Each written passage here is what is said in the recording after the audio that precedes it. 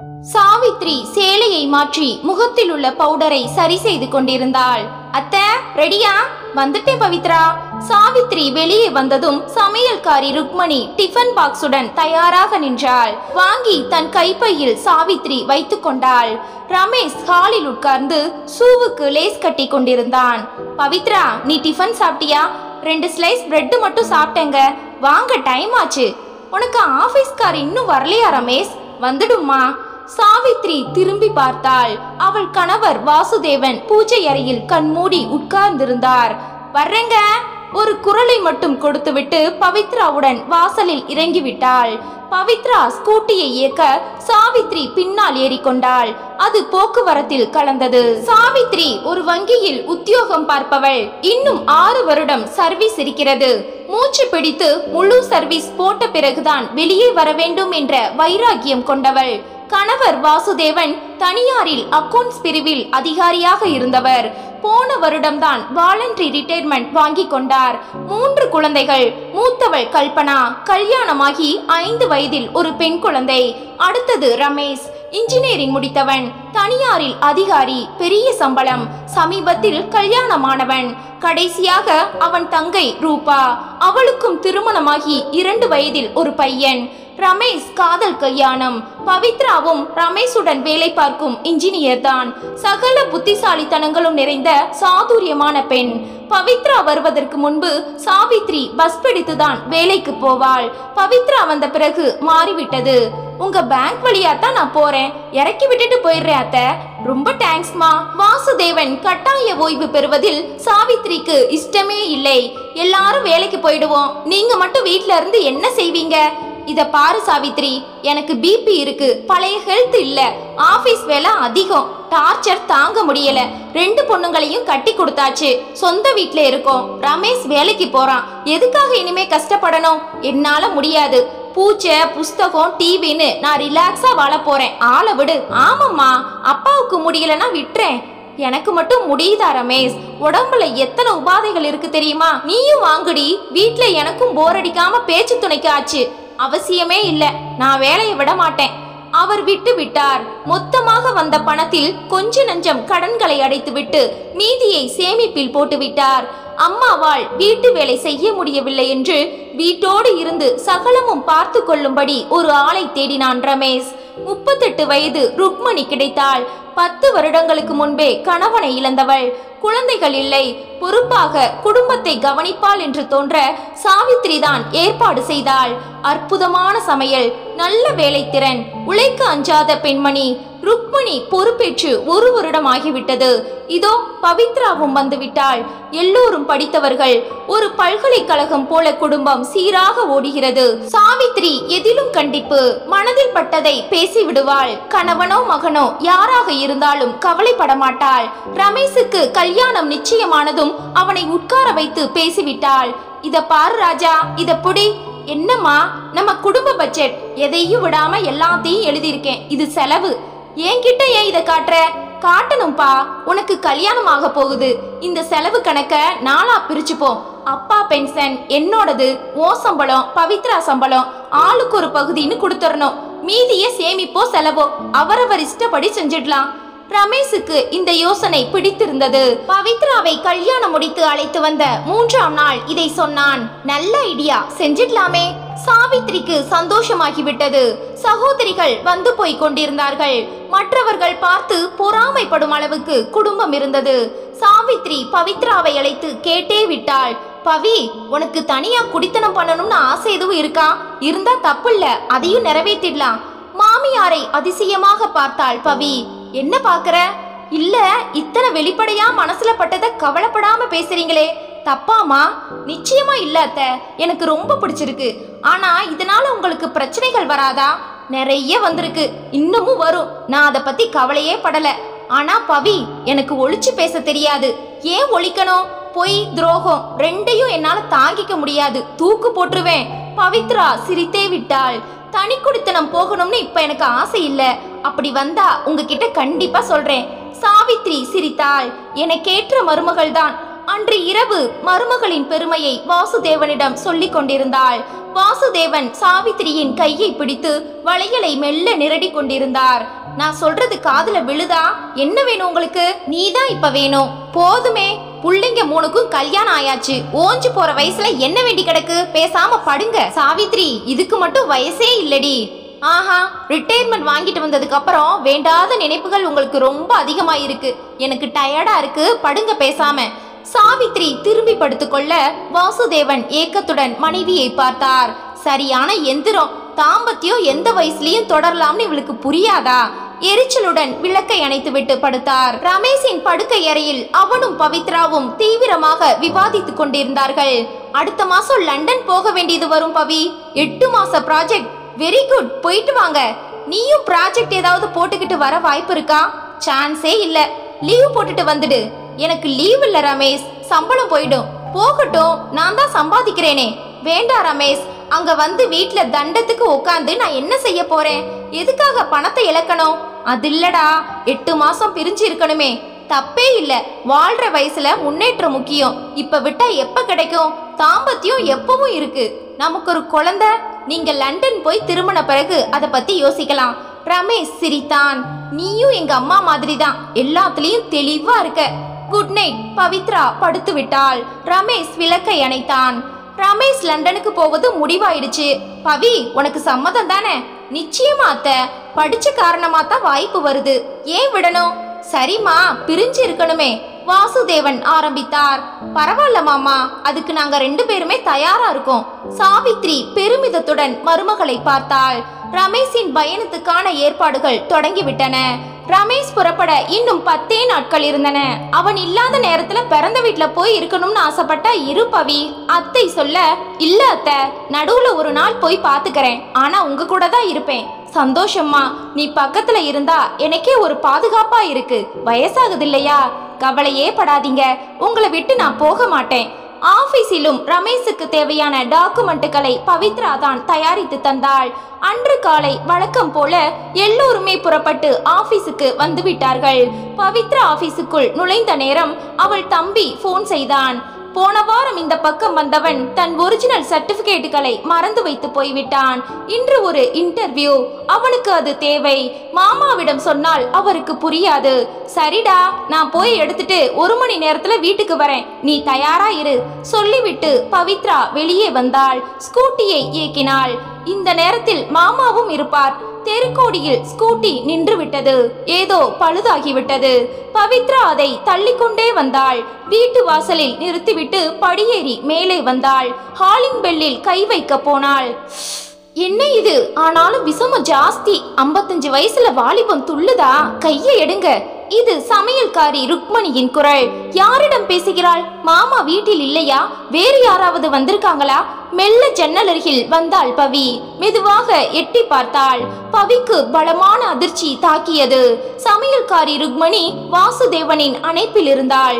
மனைவியை விட நெருக்கமான நிலையில் அவரோடு ஈசி கொண்டிருந்தாள் ருக்மணி. பவியால் அங்கு நிற்க முடியவில்லை. கடவுளே, எத்தனை நாளாக இந்த துரோகம் தொடர்கிறது? உண்மையை தவிர வேற எதையும் பேசாத அத்தைக்கு இது தெரிந்தால் தாங்கிக் கொள்வார்களா? மாமாவுக்கு இந்த வயதில், அதுவும் ஒரு சமையல்காரியுடன் சல்லாபமா? கடவுளே, நான் இப்ப என்ன செய்வேன்? தன்னை சுதாரித்துக் கொள்ளவே பவித்ராவுக்கு 10 நிமிடங்களுக்கு மேலானது. ஹாலிங் பெல்லை அடித்தாள். உள்ளே ருக்மணி ஆடி போனாள். அவசரமாக அவரிடமிருந்து விடுபட்டு கதவை நெருங்கினாள். அதற்குள் வாசுதேவன் எழுந்து உள்ளே போய்விட்டார். இப்போது ருக்மணி கதவை திறந்தாள். பவித்ராவை ருக்மணி கொஞ்சமும் கூட எதிர்பார்க்கவில்லை. நீங்களா? ஒரு வேளையா வந்தேன். காஃபி போடட்டுமா? வேண்டாம். பவித்ரா உள்ளே வந்தாள். பீரோவை திறந்து தம்பியின் சர்டிபிகேட்டை எடுத்தாள். ஹாலுக்கு வந்தாள். வாசுதேவன் எதிர்பட்டார். என்ன பவி? விவரம் சொன்னாள். நேற்று வரை அவரிடம் வைத்திருந்த மரியாதை இன்று சடபுடவென சரிந்து விட்டது. அவரை பார்க்கவே அருவருப்பாக இருந்தது. நான் வர்றேன். ருக்மணி, பவிக்கு சாப்பிட ஏதாவது கொடுத்தியா? வேண்டாம், டைம் ஆச்சு. பவி வெளியே வந்தாள். ஸ்கூட்டியை உள்ளே போட்டாள். ஒரு ஆட்டோவை அழைத்து ஏறி உட்கார்ந்தாள். நான் இப்ப என்ன செய்யணும்? அத்தை கிட்ட அவசரப்பட்டு உளரக்கூடாது. ஆனா ரமேஷ் கிட்ட சொல்லித்தான் ஆகணும். ரமேஷால் இதை தாங்க முடியுமா? லண்டன் ப்ராஜெக்டை சரியாக செய்வாரா? 10 நாளில் புறப்படும் மனிதனுக்கு எதுக்காக ஒரு பெரிய டென்ஷனை கொடுக்கணும்? அதுக்காக மோசமான இந்த உறவை தெரிஞ்சும் வளர விடலாமா? கேள்வி மேல் கேள்வி வர பவித்ரா குழம்பி போனாள். அதே நேரம் வீட்டில் ருக்கு, இப்படி வா. ருக்மணி வாசுதேவனின் எதிரே வந்து நின்றாள். பவித்ரா பாத்திருப்பாளா? நிச்சயமா மாட்டா. பெல் அடிச்சதும் நீங்க தான் உள்ள போயிட்டீங்களே, நான் தானே கதவை திறந்தேன். ஆனா மேல் ஜன்னல் திறந்து கிடந்ததே. இல்ல, பாத்திருக்க மாட்டா. எனக்கு ரொம்ப பயமா இருக்கு ருக்கு. பாத்திருந்தா சாவித்திரி கிட்ட சொல்லிடுவா. சாவித்திரிக்கு தெரிஞ்சா உடனே என்கிட்ட வந்துடுவா. அவளால ஒரு நிமிஷம் கூட தாங்கிக்க முடியாது. 2 நாள் பாருங்க. உங்களுக்கு தேவையில்லாத பயம். ருக்மணி கைகளை அவர் கெட்டியாக பிடித்து கொண்டார். ரமேஷ் கூட இந்த பொண்ணு லண்டன் போயிருக்கலாம், ஏன் போகல? இந்த மாதிரி சாவித்திரி கிட்ட நீ உளறி வைக்காத, அப்புறம் பிரச்சனை திசை மாறும், வீண் சந்தேகம் வரும். இனிமே ஜாக்கிரதையா இருக்கணும். பவித்ரா பிறந்த வீட்டில் சர்டிபிகேட்டை கொடுத்து விட்டு ஆபீஸுக்கு புறப்பட்ட போது ஒரு மாதிரி தவிப்பாக இருந்தது. ஆபீஸுக்கே போக பிடிக்கவில்லை. நேராக காளிகாம்பாள் கோவிலுக்குள் நுழைந்தாள். கூட்டமில்லை. தரிசனம் முடித்துவிட்டு வெளிமண்டபத்தில் வந்து உட்கார்ந்து விட்டாள். வாசுதேவன் அணைப்பில் ருக்மணி இருந்த காட்சி திரும்ப திரும்ப வந்தது. 2 பேரும் வீட்டில் இருக்கிறார்கள். எத்தனை நாளாக இந்த உறவு தொடர்கிறது? அம்மா பிள்ளைக்கு இதை சொன்னால் முதலில் நம்புவார்களா? வாசுதேவன் மேல் பக்தி கொண்ட மனைவியும் மகனும் இதை ஏற்பார்களா? நான் அசிங்கப்பட மாட்டேனா? ரமேஷுக்கு என் மேல் ஆத்திரம் வந்து அன்பு விடுபட்டால் இதை பற்றி யோசிக்கணும். ஆதாரம் இல்லாமல் எதையும் சொல்லக்கூடாது. அதே நேரம் இதை விட்டுவிடவும் கூடாது. நாளை உண்மை உடையும் சமயம் உனக்கு தெரிஞ்சும் ஏன் பவித்ரா சொல்லலேன்னு ஒரு கேள்வி வந்துட்டா நான் பதில் சொல்லித்தானே ஆகணும். இதனால் குடும்பம் பிரியுமா? ஐயோ, கூடாது. அழகான குடும்பம் மத்தவங்க பார்த்து பொறாமைப்படுற அளவுக்கு இருக்கு. இதுல பிரிவே வரக்கூடாது. ஆனா மாமா இதை நிறுத்தணும். எப்படி? நான் புத்திசாலித்தனமா வேலை செஞ்சு இந்த பிரச்சனையை தீக்கணும். அந்த ருக்மணிய வீட்டை விட்டு விரட்டணும். முடியுமா? நேரடியா இத மாமா கிட்டவே பேசிடலாமா? வேண்டாம். எரியிற கொல்லியை எடுத்தா கொதிக்கிறது அடங்கும். ருக்மணிய வெளியே அனுப்பிட்டா 4வது நபருக்கு தெரியாம விவகாரம் முடிஞ்சிடும். எப்படி அனுப்புறது? தனியா ருக்மணி கிட்ட பேசி துரத்த வேண்டியதுதான். சுற்றி வளைப்பது நல்லதல்ல. முடிவே செய்து விட்டாள். சில லோக்கல் வேலைகளை முடித்து கொண்டு வீட்டுக்கு புறப்பட்டாள். வங்கி என்பதால் அத்தை சீக்கிரமே வந்து விடுவார். பவித்ரா வீட்டிற்கு வந்து விட்டாள். சீக்கிரமே வந்துட்டியே பவி. வெளியில கொஞ்சம் வேலை, அதை முடிச்சிட்டு வந்த அத்தை. ரமேஷ் உள்ளே நுழைந்தான். எதுக்காக லீவு போட்ட நீ? தம்பியோட சர்டிபிகேட்டை எடுத்து கொடுக்க வந்தேங்க. வீட்டுக்கு போனா பக்கத்து வீட்டு மாமா ஆஸ்பத்திரியில அனுமதின்னு தெரிய வந்தது. அவங்களுக்கு அந்த நேரத்துல என் உதவி தேவைப்பட்டது. போன்ல லீவு சொல்லிட்டேன். வாசுதேவன் மொட்டை மாடியில். பவி, கோவிலுக்கு போயிட்டு வரலாமா? டயர்டா இருக்கத்த. என்னங்க, அத்தை கூட நீங்க போங்களேன். நானா? ஊருக்கு போறீங்க? பாவம் அத்தை, அழைச்சிட்டு போங்களேன். சரி வாமா. இருவரும் தயாராகி அடுத்த அரை மணி நேரத்தில் புறப்பட்டு போய்விட்டார்கள். வாசுதேவன் இருட்டிய பிறகுதான் கீழே வருவார். இரவு உணவுக்கான ஆயத்தங்களை ருக்மணி செய்து கொண்டிருந்தாள். வாசல் கதவை சாத்திவிட்டு பவித்ரா சமையல் கட்டிற்குள் வந்தாள். ருக்மணி திரும்பினாள். ஏதாவது வேணுமாமா? உங்ககிட்ட பேசணும். என்ன சொல்லுங்க? உங்களை வேற இடத்துல வேலைக்கு கூடிய சீக்கிரம் சேர்த்து விடுறேன். இனிமே இந்த வீட்டுல நீங்க இருக்க வேண்டாம். ஏன்? ருக்மணியின் குரல் நடுங்கியது. இந்த குடும்பத்துல என்னைக்கும் சந்தோஷம் இருக்கணும். உங்களால அது குலைய கூடாது. காலையில வந்தப்ப நான் பார்த்துட்டேன். அவர் என் மாமனார். இந்த விஷயத்த அவர்கிட்ட நான் பேசக்கூடாது. அது பண்பாடு இல்ல. ருக்மணி அப்படியே நின்றாள். நீங்க 38 வயசு விதவை, வாழாத பெண். உங்க உணர்ச்சி பொங்குறது தப்பா சரியான்னு நான் விமர்சிக்கல. எனக்கு அது அவசியமும் இல்ல. உங்களால இந்த குடும்பம் உடையக்கூடாது. அதனால நீங்க போயிடுங்க. வேற இடத்துல இன்னும் 1 வாரத்துல உங்களுக்கு வேலை வாங்கி தந்துடுறேன். இந்த வீட்டுல நடந்தது யாருக்கும் தெரிய வேண்டாம். போயிடுங்க. ருக்மணி முகம் வெளிரி கிடந்தது. இந்த வீடு கோவில், குப்பை தொட்டி இல்ல. இங்க பூஜைக்கான பூக்கள் மட்டும்தான் இருக்க முடியும். புரியுதா? உங்களையும் யாரும் அசிங்கப்படுத்த கூடாதுன்னு தான் நான் இப்படி பேசுறேன். சரியா? தயாரா இருங்க. பவித்ரா வெளியே வந்து விட்டாள். அதற்கு மேல் ருக்மணியால் சரியாக வேலை செய்ய முடியவில்லை. 8:30 மணிக்கு சாப்பிட உட்கார்ந்தார்கள். ருக்மணி தான் பரிமாறினாள். என்ன ருக்மணி, சப்ஜியில 2 வாட்டி உப்பு போட்டுட்டியா? வாயில வைக்க முடியல. வாசுதேவன் தான் கேட்டார். சரி விடுங்க, ருக்மணியும் மனுஷிதானே. சாவித்ரி சப்போர்ட். பவித்ரா அர்த்தத்துடன் ருக்மணியை ஒரு பார்வை பார்த்தாள். சாப்பிட்டு முடித்தார்கள். பவி, இன்னைக்கு வேலை அதிகமா? ரொம்ப டல்லா இருக்க. ஆமா அத்தை, ரமேஷ் வெளிநாடு போறான். அவனை பிரிஞ்சு இருக்கணுமேங்கிற கவலை இருக்கா? இருக்கும் சாவித்ரி, சின்ன வயசு, எப்படி பிரிஞ்சிருக்க முடியும்? சம்பளம் இல்லாத லீவுக்கு எழுதி கொடுத்துட்டு அவனோட போமா. வாசுதேவன் கூற நிமிர்ந்து அவரை பார்த்தாள். முன்பெல்லாம் அப்படி ஒரு மரியாதை மனதில் பொங்கும். இப்போது அந்த காட்சிதான் வருகிறது. அத்தைக்கு ஒரு பாதுகாப்பு வேண்டாமா? என்ன பவினி, அப்பா இல்லையா? ரமேஷ் கூற இருக்கார், ஆனா நானும் இருக்கணும் அத்தை கூட, இல்லனா தனிச்சு ஆயிடுவாங்க. சாவித்ரிக்கு பூரிப்பாக இருந்தது. என் கண்ணே, நான் பெத்த பெண்கள் கூட எனக்காக இப்படி உருகுனதில்ல. நீ கிடைக்க நான் கொடுத்து வச்சிருக்கேண்டி. ருக்மணி முகம் மாறியது. மறுநாள் எல்லோரும் ஆபீஸுக்கு போன பிறகு காலை 11 மணிக்கு ருக்மணி இதை சொன்னாள். அவளுக்கு எல்லாம் தெரிஞ்சு போச்சு. சந்தேகப்பட்டது சரியா போச்சு, பாத்துட்டா. ருக்மணி சொன்னதும் வாசுதேவனை அதிர்ச்சி தாக்கியது. ஆமாங்க, ஆனா அவ உங்க சம்சாரத்துக்கிட்ட சொல்ல போறதில்ல. குடும்பம் உடையக்கூடாதுன்னு சொல்றா. வாசுதேவன் எதுவும் பேசவில்லை. எனக்கு ஒரு வாரத்துல வேற இடத்துல வேலை வாங்கி தர்றாளாம். அப்படியா?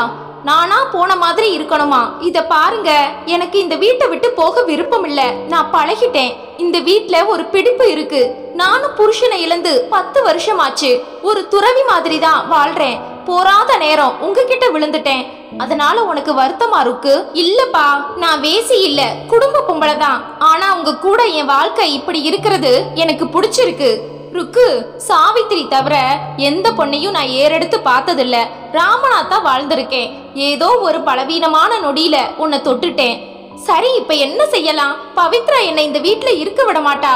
இல்ல ருக்கு, நீ போக வேண்டாம். உன்னை நான் போக விட மாட்டேன்.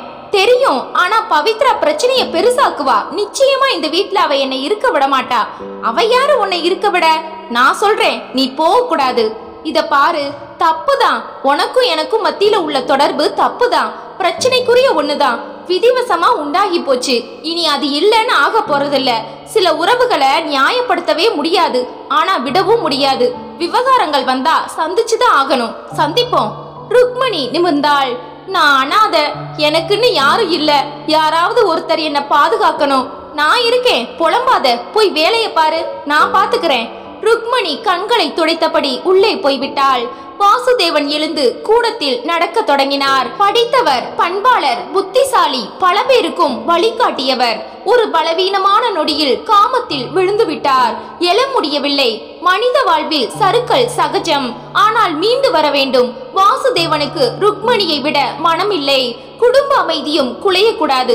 என்ன செய்யலாம் என்ற சிந்தனை தீவிரப்பட்டது. 4 நாட்கள் எந்தவித மாற்றமும் இல்லாமல் இயல்பாக போனது. 5வது நாள் இரவு டைனிங் டேபிளில் அனைவரும் ஒன்று கூடிவிட்டார்கள். அத்தை, எங்க கலீக் வீட்ல சமையலையும் பாத்துக்கிட்டு மற்ற பொறுப்புகளையும் ஏத்துக்க ஒரு நடுத்தர வயசு அம்மாவை கேக்குறாங்க. சம்பளமும் பெருசு. வசதியுள்ள குடும்பம், நல்லவங்க. நமக்கு தெரிஞ்ச யாருமா இருக்காங்க? சாவித்ரி கூற, ருக்மணி, பவி, ருக்மணி நமக்கு வேண்டாமா? இதை விட அதிக சம்பளத்தை. உனக்கு நல்ல மனசுதான் பவி. நமக்கு ஒரு ஆள் வேணுமே. எதுக்கு அத்தை? உங்க பிள்ளையும் வெளிநாடு போறார். நம்ம 3 பேருக்கு நானே செஞ்சுப்பேன். கஷ்டமே இல்ல.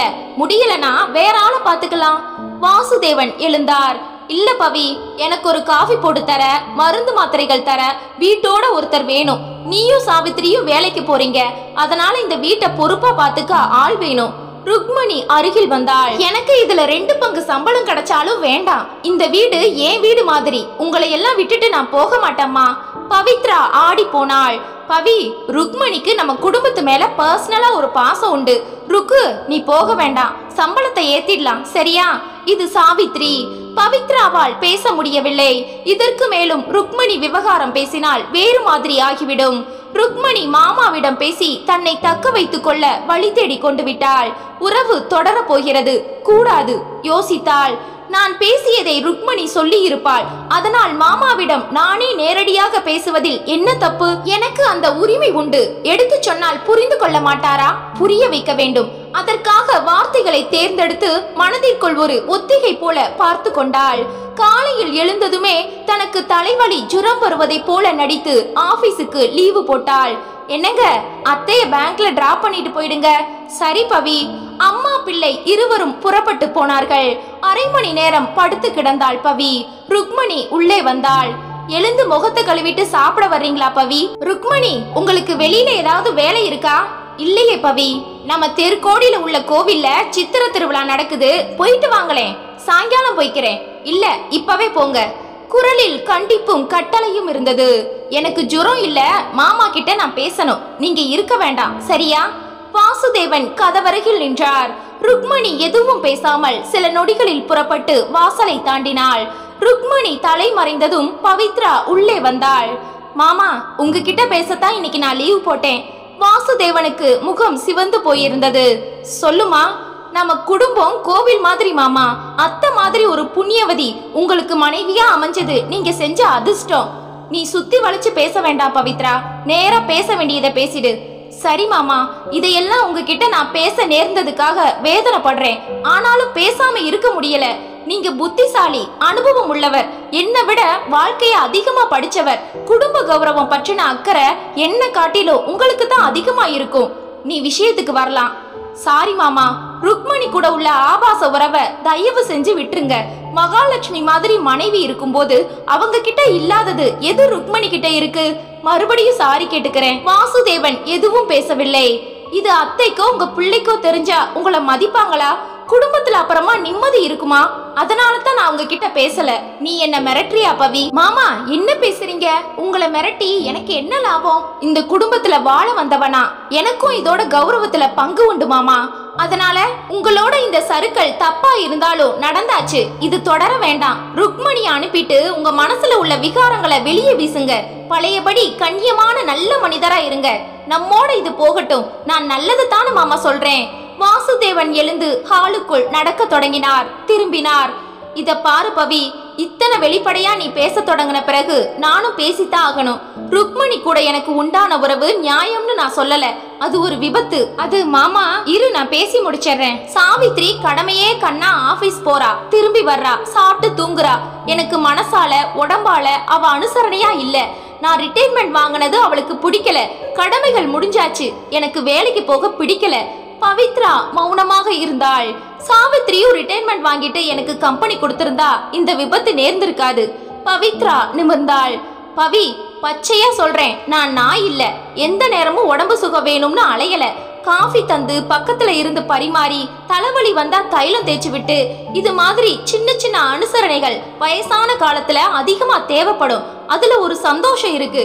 இதையெல்லாம் ஒரு புருஷன் கேட்டு கேட்டு வாங்க முடியாது. மனைவி புரிஞ்சுக்கிட்டு செய்யணும். சாவித்ரி கிட்ட அந்த கனிவும் ஈரமும் இல்ல, எப்பவும் வெறப்பா இருக்கா. பவி ஆச்சரியமாக அவரை பார்த்தாள். ருக்மணி இந்த வீட்ல செட்டில் ஆனா எந்த எதிர்பார்ப்பும் இல்ல. ஆனா நான் கேட்காமலேயே இந்த சின்ன சின்ன அனுசரணைகளை கொடுத்துக்கிட்டே வந்தா. எனக்கு ரொம்ப சந்தோஷமா இருந்தது. ஒரு நாள் எனக்கு முடியாம இருந்தப்ப அவ உதவி செய்ய அன்னைக்கு நான் உணர்ச்சி வசப்பட்டுட்டேன். பவி, அதுக்காக நான் பயந்தேன், வெக்கப்பட்டேன். முதல்ல ருக்மணியும் பதர்னா, துடிச்சா. ஆனா அவளுக்கும் ஒரு அரவணைப்பு வேண்டி இருந்தது. இதுதான் நடந்தது. பவி முகத்தில் கவலை படர்ந்தது. இப்ப நான் ஓப்பனா பேசுறேன் பவி. பசிச்சவனுக்கு எதிர சாப்பாடு இருந்தா எடுத்து சாப்பிடத்தான் தோணும். அவனை பசிக்க விடாம பாத்துக்கணும். எடுத்து சாப்பிட்ட பிறகு அழுது லாபம் இல்ல. ருக்மணி கூட உள்ள உறவுல எனக்கு ஒரு திருப்தியும் நிறைவும் இருக்கு. உடம்ப கடந்து இதுல மனசும் இருக்கு. ஆனா உடம்பும் இருக்கு. இத நான் இனி விட முடியாது பவி. இது துரோகம் தான், நான் மறுக்கல. சில தப்புகளை தெரிஞ்சே செய்யறோம். பவித்ரா முகத்தில் அதிர்ச்சி. நீ நல்ல பொண்ணு, இத பதட்டமா வெளியில பரப்பி குடும்பத்துல குழப்பத்தை உண்டாக்கல. நாசுக்கா என்கிட்ட கேட்டுட்ட, பெருமையா இருக்கு. இனிமே இத நீ கண்டுக்காத, விட்டு. இந்த தொடர்பை அறுத்துக்க நான் தயாரா இல்ல.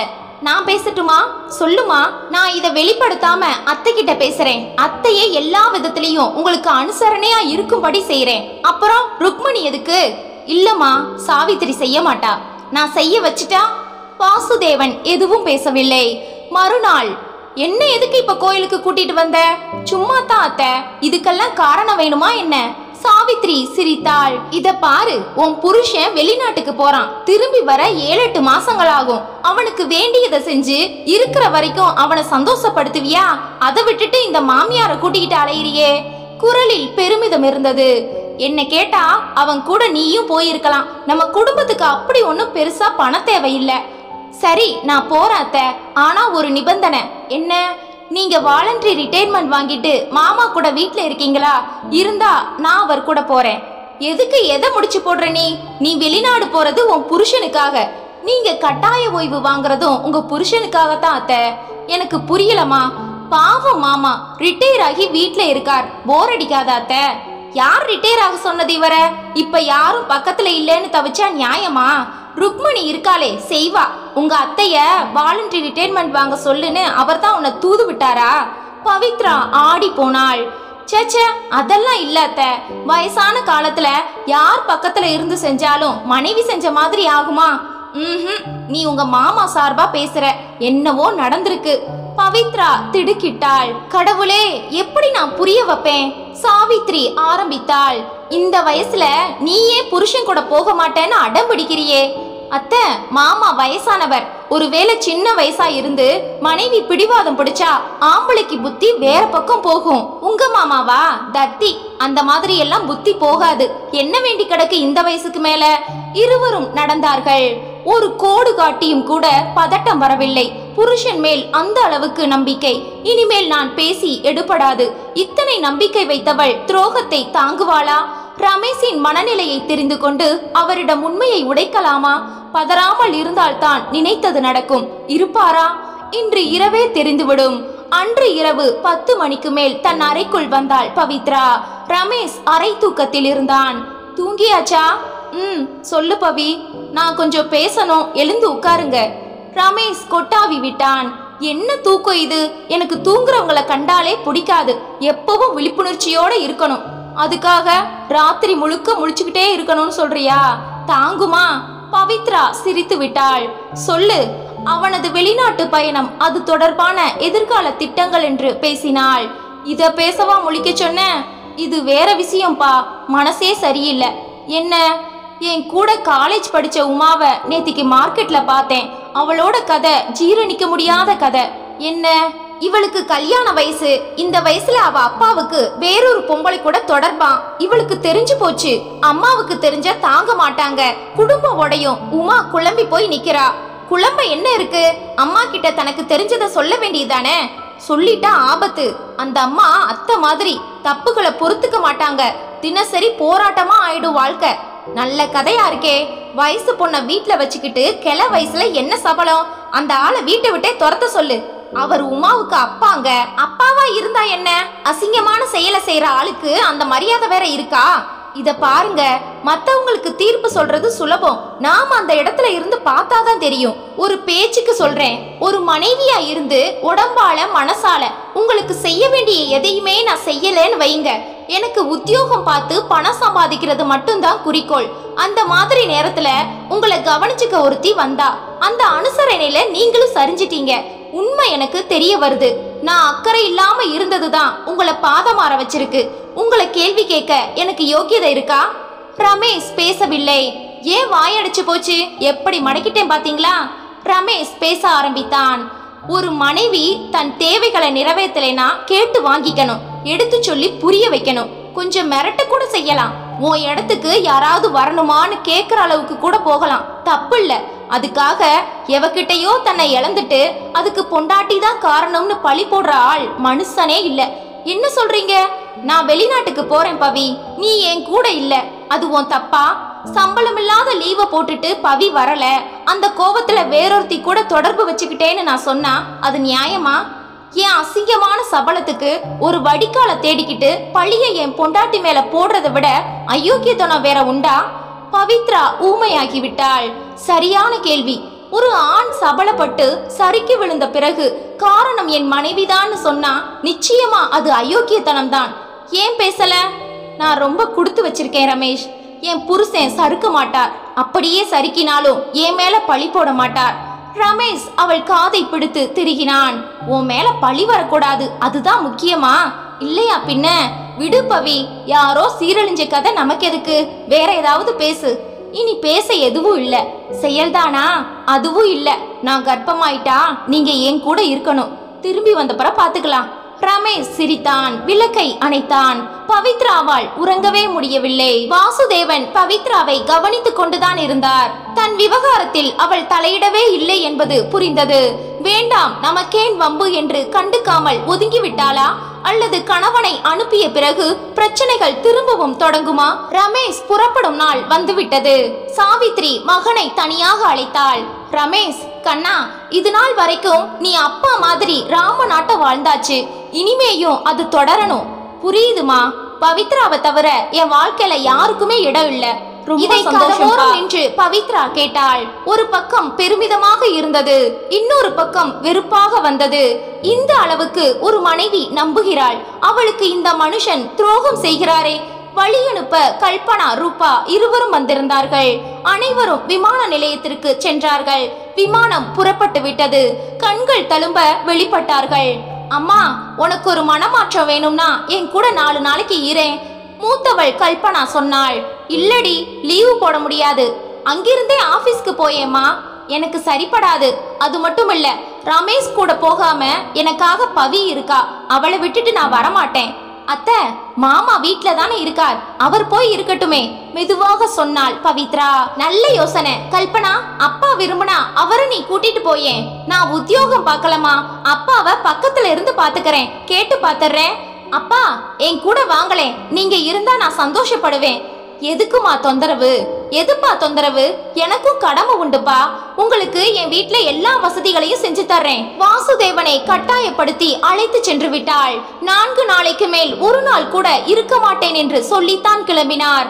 அந்த 4 நாளைக்குள் ருக்மணியை எப்படியாவது வீட்டை விட்டு வெளியேற்றி விட வேண்டும் என்று திட்டம் போட ஆரம்பித்தாள் பவித்ரா. பவித்ரா யாரும் இல்லாத நேரத்தில் ருக்மணியிடம் வந்தாள். ஏக வசனத்தில் கடுமையாக பேசினாள். நீ எல்லாம் ஒரு பொம்பளை, புருஷனை இழந்தவ, ஆதரவில்லாம இந்த வீட்டுக்கு வந்த, தப்பில்ல. ஒவ்வொருத்தருக்கும் ஒரு எல்லை உண்டு. ஓ எல்லைகளை நீ கடந்து வந்தாச்சு. சரி, அதை புரிஞ்சுக்கிட்டு வெளியே போன்னு சொன்னா புரிஞ்சுக்கணும். அதை விட்டுட்டு மாமா கிட்ட சொல்லி அவர் ஆதரவை வாங்குறியா? ருக்மணி பேசவில்லை. கல்யாணமான 3 பிள்ளைக்கு அவர் தகப்பன், கண்ணியமான குடும்ப தலைவன். அவரை உன் வலையில வீழ்த்தி வச்சிருக்கியே, உனக்கு வெக்கமா இல்ல? நான் எதுக்கு வெக்கப்படணும்? அடி பாவி, அந்த அளவுக்கு துணிஞ்சிட்டியா? ருக்மணிக்கும் ஒரு அசாத்திய துணிச்சல் வந்தது.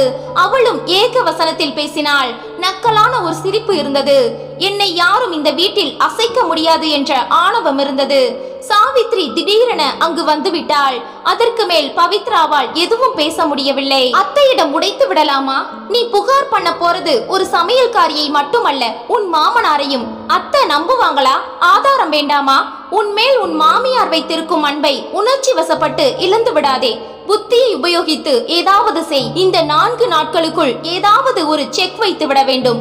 காலை 6:30 மணிக்கு ஹாலிங் பெல் அடித்தது. பவித்ரா போய் திறந்தாள். வாசுதேவன் நின்றார். சாவித்ரி வந்து விட்டாள். என்னங்க, ஏன் அதுக்குள்ள வந்துட்டீங்க? நம்ம வீடுதான் சரிப்படும் சாவித்ரி, அதான் வந்துட்டேன். டெலிபோன் அழைத்தது. சாவித்ரி தான் எடுத்தாள். சொல்லு கல்பனா. பாருமா, இந்த அப்பாவை எல்லா வசதிகளும் செஞ்சு கொடுத்தேன், ஒரு குறையும் இல்ல. ஆனா போறேன்னு கிளம்பிட்டார். எனக்கு ரொம்ப வருத்தம். ரிசீவரை வைத்தாள். பாவங்க நம்ம பொண்ணு சத்தம் போடுறா. அத்தை, ஒன்னு செஞ்சிருக்கலாம். மாமா கூட ருக்மணியையும் அனுப்பி வச்சிருந்தா மாமா இருந்திருப்பார். ருக்மணியை பிரிஞ்சு மாமாவால இருக்க முடியல, அதான் வந்துட்டார். பவித்ரா பளீரென கூற அத்தனை பேரும் ஒரு நொடி செயலிழந்தார்கள்.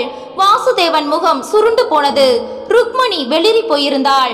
சாவித்ரிக்கே என்னவோ போல் இருந்தது. சாவித்ரி சட்டென சிரித்தாள். நிஜம்தான் பவித்ரா, உங்க மாமாவுக்கு பிபி, சக்கரை, கொலஸ்ட்ரால் எல்லாம் இருக்கு. அத புரிஞ்சு பத்திய சமையலா ருக்மணி பண்ணி போடுறா. மருந்து மாத்திரைகளை வேலைக்கு தந்துடுறா. நீ சொல்றது சரிதான். உங்க மாமாவை ஒரு குழந்தை மாதிரி ருக்மணி பாத்துக்கிறா. அவளை பிரிஞ்சு அவரால இருக்க முடியாதுதான். வாசுதேவன் பெருமூச்சு விட்டார். சாவித்ரி ஆபீஸுக்கு தயாராகி கொண்டிருந்தாள். ருக்மணி பவித்ராவிடம் வந்தாள்.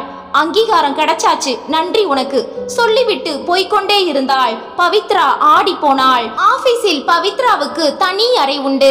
அவளுடன் வேலை பார்க்கும் அனிதா ரொம்ப நெருக்கம். எதையும் மனம் விட்டு பேசும் நட்பு. நல்ல ஆலோசனைகளை அனிதா சொல்லுவாள். அவளிடம் இனி மறைக்க கூடாது, பேசியே தீர வேண்டும். அனிதாவை அழைத்து இன்று காலையில் நடந்தது வரை கொட்டிவிட்டாள் பவித்ரா. அனிதா, எனக்கு வடிகாலே இல்ல. அவர்கிட்ட மாமியார் கிட்ட இதை உடைச்சு பேச முடியல. மனசுல பாரம் தாங்கல. உன்கிட்ட கொட்டிட்டேன். யாரும் நோகாம இந்த உறவை உடைச்சு ருக்மணிய வெளியே தள்ளணும். அதை சீக்கிரமே செய்யணும். முடியுமா? அது அத்தனை சுலபம் இல்ல பவி. உன் வீட்டு போன் நம்பர் என்ன? சொன்னாள். மாமியாரோட ஆபீஸ் நம்பர் கொடு. என்ன செய்ய போற அனிதா? குடே. பவித்ரா தந்தாள். நான் வெளியே போய் போன் பண்றேன். நானும் உன் கூட வரேன், இரு. இருவரும் வெளியே வந்தார்கள். ஒரு பப்ளிக் பூத்தில் ஏறினார்கள். அனிதா தான் டயல் செய்தாள். சாவித்ரி வாசுதேவன் இருக்காங்களா? நான் தான் பேசுறேன். உங்க சமயக்காரி ருக்மணிய முதல்ல வெளியே அனுப்புங்க. இல்லனா உங்க புருஷன் மூலமா ஒரு பிள்ளைய பெத்துட்டு தான் போவா. நீங்களும் மருமகளும் வெளியில போனதும் சல்லாபம் தொடங்குது. மக வீட்டுல கூட இருக்க முடியாம ஏன் ஓடி வர்றார்? ருக்மணி சுகத்துல சொக்கி போயிருக்கார். என் புருஷன் ராமன்னு சவால் விடாதீங்க. சந்தி சிரிக்க போகுது உங்க குடும்பம். வச்சிடட்டுமா? அனிதா வைத்தாள். பவித்ரா வியர்த்து போயிருந்தாள். என்ன பதில் அனிதா? தெரியல. அவங்க எதுவுமே பேசல. வீட்டுக்கு போனா உனக்கு தெரியும். என்னதான் புருஷன் கிட்ட நம்பிக்கை இருந்தாலும் இந்த மாதிரி ஒரு குண்டு வெடிச்சா மனசுல ஒரு தவிப்பு வரும். உண்மையா இருக்குமோன்னு ஒரு கேள்வி வரும். சாவித்ரிக்கு அந்த தொலைபேசி அழைப்பு வந்தது முதல் மூட் அவுட் ஆகிவிட்டாள். என் கணவர் எத்தனை நல்லவர். இந்த வயதில் ஒரு சமையல்காரியுடன் அவரை இணைத்து பேசும் அளவுக்கு அவருக்கு எதிரி யார்? அவரிடம் இந்த போன் விவகாரத்தை சொல்லிவிடலாமா? வேண்டாம். அல்பமான ஒரு சங்கதியை சொல்லி அவர் மனதை நோகடிக்க கூடாது. அதை விட்டு விட்டாள். அனிதாவின் போன் அத்தையை எந்த வகையிலும் பாதிக்கவில்லையா? இல்லை அடக்கி வாசிக்கிறார்களா? பவித்ரா யோசித்தாள். மறுநாள் காலை வழக்கம் போல சாவித்ரியும் பவித்ராவும் அலுவலகம் புறப்பட்டு போக ருக்மணி அழுதபடி வாசுதேவன் எதிரே வந்து நின்றாள். பவித்ரா, நீங்க இல்லாத சமயத்துல என்ன கடுமையா பேசுறா. என்ன வெளியே அனுப்பாம விட மாட்டேன்னு சவால் விடுறா. இப்படியே போனா என்ன கை நீட்டி அடிக்க கூட செய்வா. என்னால என்ன செய்ய முடியும்? நானே போயிடுறேங்க. எங்க போவ? தெரியல. அனாதை விடுதிக்கு போறேன். இடம் கேட்டு கெஞ்சுறேன். அங்க உழைச்சுக்கிட்டு இருந்தா ஒரு ஓரமா இடம் தர மாட்டாங்களா? ருக்மணி விசும்பி அழத் தொடங்கினாள். வாசுதேவனால் தாங்க முடியவில்லை. சட்டென அவள் கையை பிடித்து இழுத்து தன் பக்கத்தில் உட்கார வைத்தார். அவள் கண்களை துடைத்தார். கூந்தலை மெல்ல கோதிவிட்டார். வெகு நெருக்கமாக இருவரும் இருந்தார்கள். அழாத ருக்மணி, என்கிட்ட வெறுப்ப சம்பாதிச்சுட்டு பவித்ரா இந்த வீட்டுல நிம்மதியா வாழ முடியாது. ஐயோ, அப்படி சொல்லாதீங்க. இல்ல, கண்டுக்காதேன்னு நான் சொல்லியும் கேட்காம அவ உன்னை வெறுப்பேத்துறா. அவளை சாவித்ரி வெறுத்து அதனால பிரச்சனைய உண்டாக்கணும். முடியுமா? மாமியாரும் மருமகளும் மோதிக்கணும். அது இயல்பா நடக்கணும். இருவரும் உல்லாசத்தின் உச்சியில் இருந்தார்கள். அப்பாவை பார்க்க வந்த கல்பனா கதவுக்கு வெளியே நின்றாள். மிக்சியை ரிப்பேர் செய்ய வந்தவள் அம்மா வீடு பக்கத்தில் இருந்ததால் அப்பாவை பார்த்துவிட்டு போகலாமே என்று வந்தாள். இருவரும் பேசியதை, அதை தொடர்ந்த செயலையும் அதிர்ச்சியுடன் பார்த்தாள். அப்பாவா? அம்மாவுக்கு அப்பட்டமாக துரோகம் செய்வது அப்பாவா? அதுவும் இந்த வயதிலா? இது பவித்ராவுக்கு தெரிந்து விட்டதால் அவளை விரட்ட பார்க்கிறார்களா? பவித்ரா ஏன் அம்மாவிடம் சொல்லவில்லை? கல்பனாவால் நிற்க முடியவில்லை. நேராக பவித்ரா ஆபீஸுக்கே வந்து விட்டாள். என்ன அண்ணி இது? அதிசயமா? உங்களை நான் எதிர்பார்க்கவே இல்லையே. காலையில ஒரு வேலையா வந்தவள் அப்பாவையும் பார்த்துட்டு வரலாம்னு போனேன். அதன் பிறகு தான் பார்த்ததை கேட்டதை ஒன்று விடாமல் சொல்லி முடித்தாள். பவித்ரா ஆடி போனாள். உனக்கும் அம்மாவுக்கும் மத்தியில பிரச்சனையை உண்டாக்கி உன்னை கழுத்தை பிடிச்சு அம்மா தள்ளணும்னு திட்டம் போடுறாங்க. அதை விடு, அதுக்கு தனியா வருவோம். நான் கேக்குறேன், இது தெரிஞ்சும் நீ ஏன் அம்மா கிட்ட சொல்லல? என்ன பேசுறீங்க அண்ணி? அத்தையால இதை தாங்கிக்க முடியுமா? எத்தனை பெரிய பூகம்பம் வெடிக்கும் தெரியுமா? அத்தையோட சுபாவம் உங்களுக்கு தெரியாதா?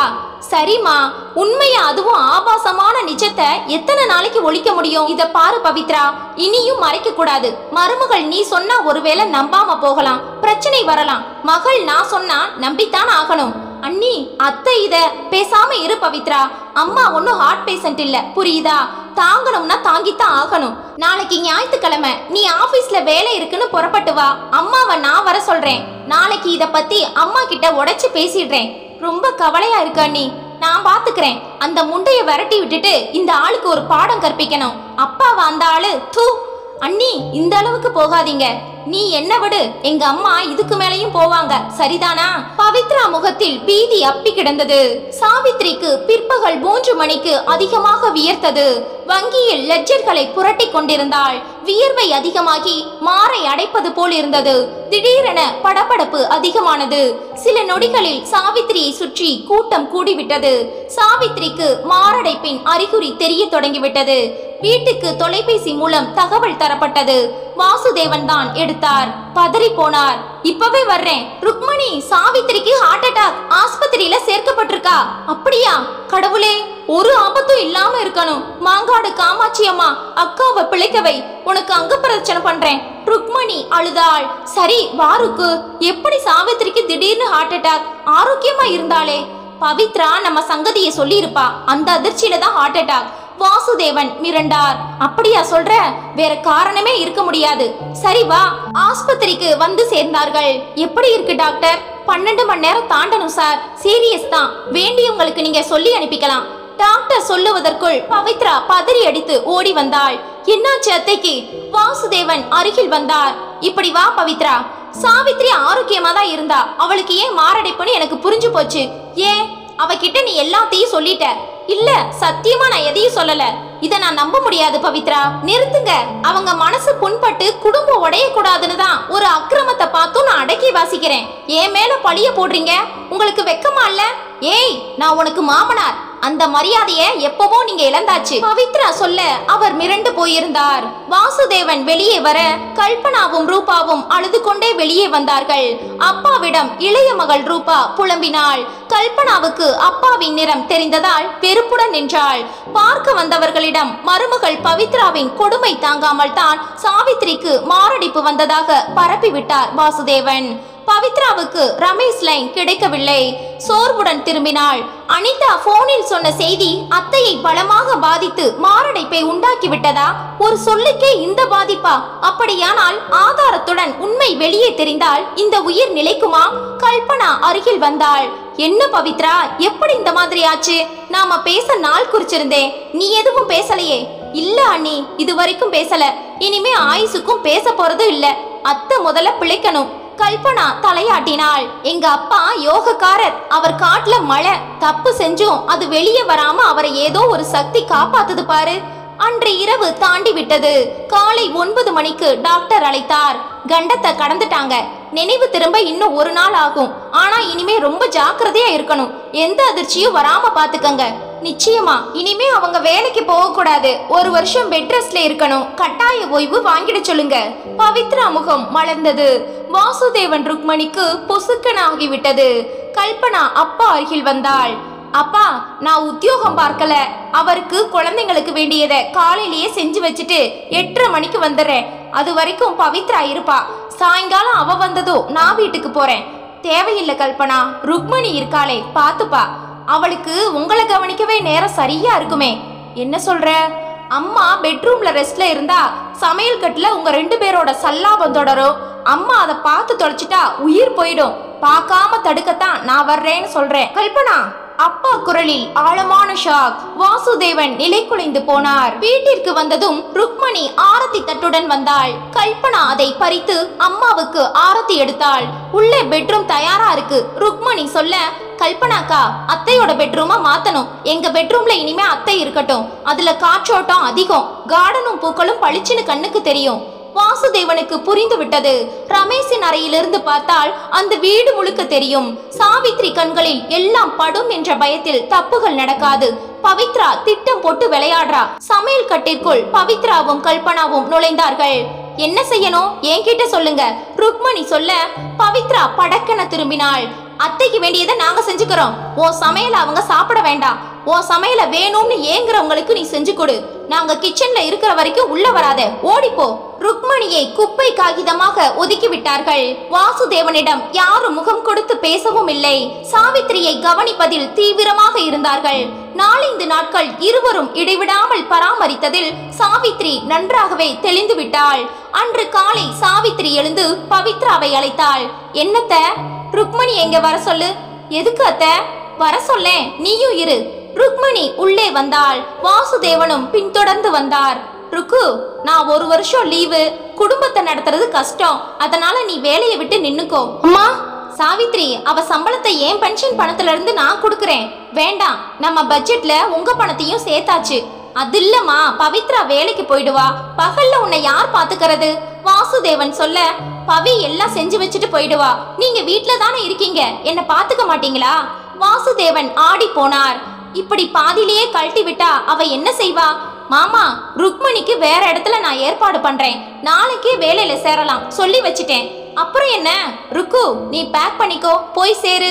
வாசுதேவனும் ருக்மணியும் பலத்த அதிர்ச்சிக்கு ஆளானார்கள். வாசுதேவன் மொட்டை மாடியில் உட்கார்ந்திருந்தார். ஒரு மாதிரி டென்ஷனில் இருந்தார். ருக்மணி வந்தாள். நான் இப்ப என்ன செய்யறது? எனக்கு புரியல ருக்கு. சாவித்ரியே சொல்லிட்டா அவ நோயாளி.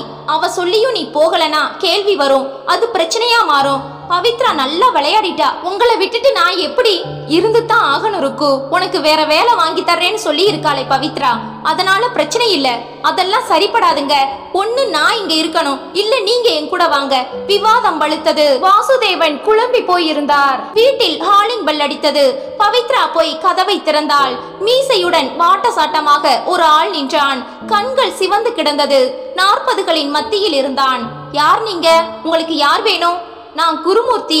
ருக்மணி இங்க இருக்காளா? சரியாக வாசுதேவனும் படியிறங்கி கீழே வந்தார். ருக்மணி உங்களுக்கு என்ன வேணும்? வாசுதேவன் கேட்க, அவளுக்கு நான் தாலி கட்டாத புருஷன். அனைவரும் விக்கித்து போனார்கள். நீ என்ன சொல்ற? புருஷனை இழந்து ருக்கு தனிச்சு நின்னப்ப நான் தான் ஒரு காலகட்டத்துல அவளுக்கு ஆதரவு கொடுத்தேன். தாலி மட்டும் தான் கட்டல, மத்தபடி புருஷன் பொண்டாட்டியா வாழ்ந்துட்டோம். வாசு முகம் வெளிரியது. யாரோ செஞ்ச தப்பு என் தலையில விழ போலீஸ் என்ன புடிச்சிடுச்சு. 4 வருஷம் ஜெயில்ல இருந்தேன். என்னை இப்ப விடுதலை செஞ்சுட்டாங்க. பவித்ராவும் கல்பனாவும் ஒருவரை ஒருவர் பார்த்து கொண்டார்கள். பவித்ரா பேசினாள். ருக்மணி இப்ப வந்துடுவாங்க. அவங்களை இனிமே நல்லபடியா வச்சு உங்களால காப்பாத்த முடியுமா? நிச்சயமா முடியுமா? நான் ஜெயிலுக்கு போற சமயம் ருக்குவுக்கு நாள் தள்ளி போயிருந்தது. ஆனா கருவை களைச்சிருப்பா. என்கிட்ட கோபம். ருக்மணி மெதுவாக கீழே இறங்கி வந்தாள். ருக்கு நல்லா இருக்கியா? அவனை ஏற இறங்க பார்த்தாள். நீங்க யாரு? பாத்தீங்களாமா, நான் சொல்லல.